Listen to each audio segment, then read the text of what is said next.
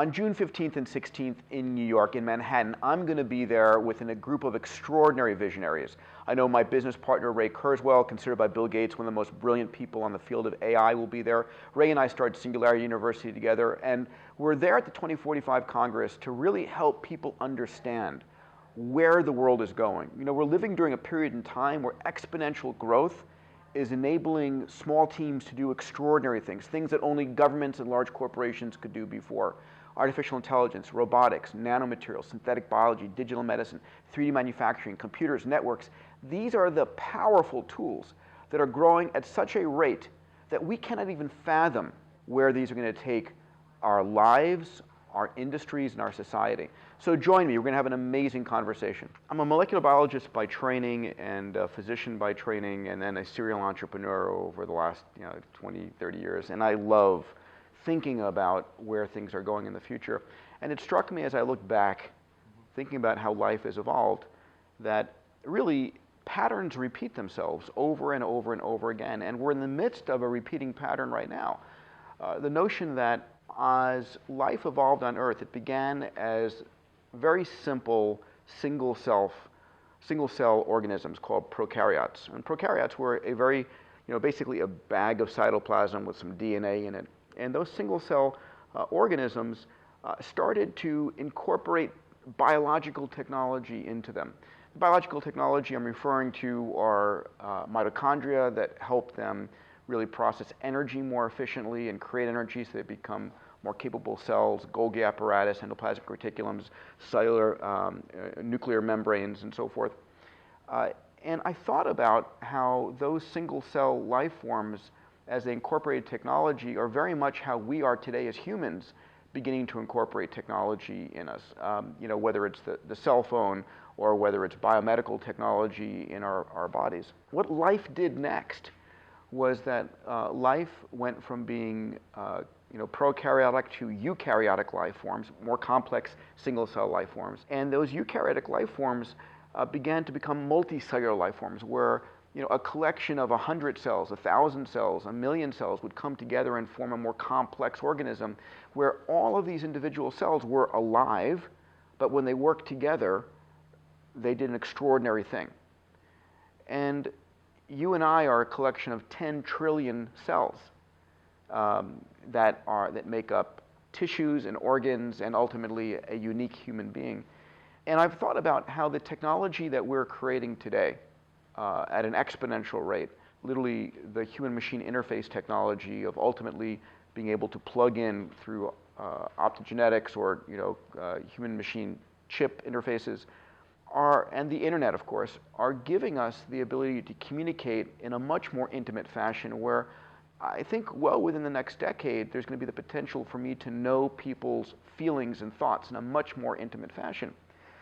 And if all of a sudden we are becoming a species of 7 billion interconnected individuals, what I call a meta-intelligence, we are a new organism, just like, yes, we're 7 billion individuals, just like I'm a collection of 10 trillion individual cells, but these 10 trillion cells become conscious as an individual named Peter Diamandis. And I think that on this planet, we are alive during a period of evolutionary change, where we are going from a collection of billions of individuals to a connected populace of humans interfacing with an extraordinary amount of artificial intelligence, computational power that's around the internet, where we together are becoming what I call this meta-intelligence. And that's an exciting time to be alive. And I think about us as a species becoming conscious on a new level like never before. We're going from evolution by natural selection, which is Darwinism, to evolution by intelligent direction.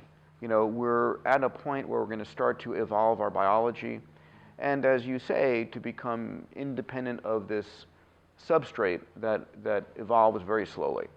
Humans are becoming themselves an information technology. It's really our thoughts, our memes, our consciousness, which if we can begin to liberate from the biological constraints that we have, that will allow us to evolve far faster.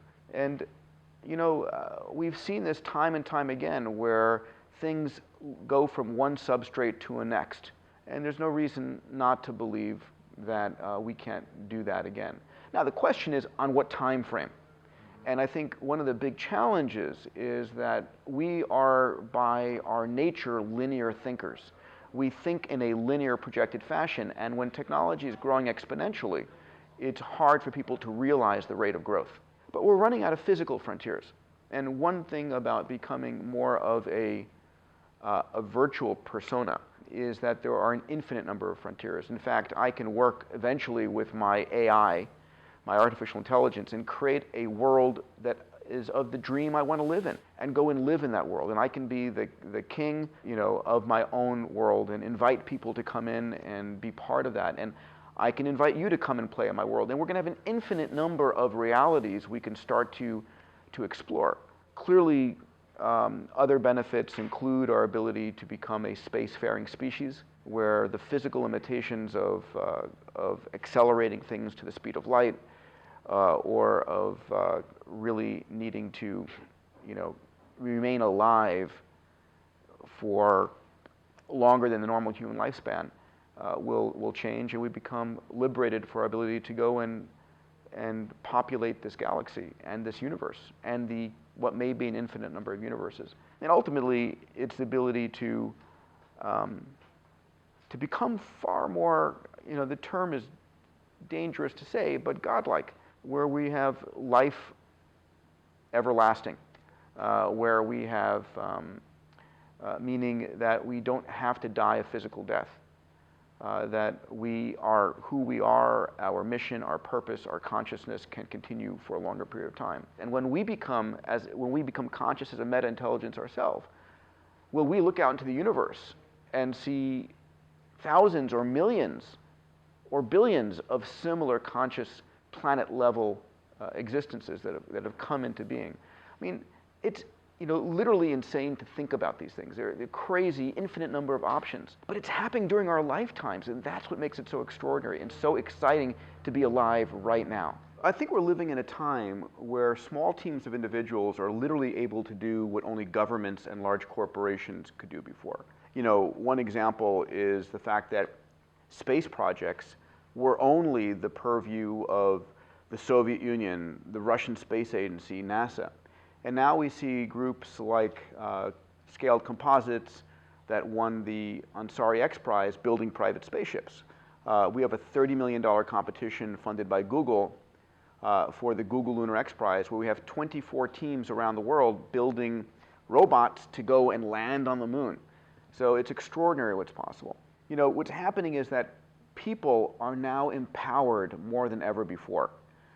As an individual, I can tap into global genius anywhere on the world. I can tap into cloud computing and have access to thousands of computers. I can tap into 3D manufacturing and manufacture stuff anywhere.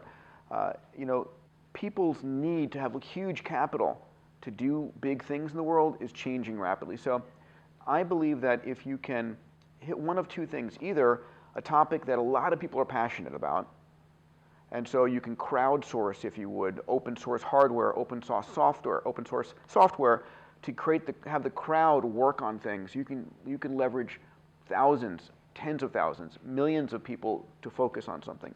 The other option is, as an individual, can you create a business around it where you have incremental steps? So Google created an extraordinarily profitable business of search, and now they're using that business to drive autonomous cars, the Google Glass, a whole slew of secret projects under Google X, because they have a profitable business and a visionary leadership. I don't think it needs to be the state anymore. In fact, I think that these kinds of big, bold projects are not being taken over by the government.